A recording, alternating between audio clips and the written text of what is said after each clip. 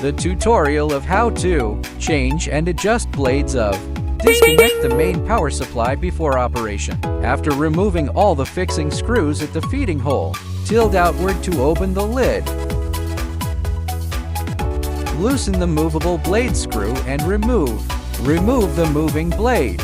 Loosen the screw, then remove. Remove the fixed blade. Install the fixed blade, noting that the wide side of the fixed blade faces up. Install the movable blade, taking care that the narrow side of the movable blade faces up. Install screws. Note that the screws only do temporary fixation. Do not tighten them. Flip the movable blade and observe the distance between the movable blade and the fixed blade.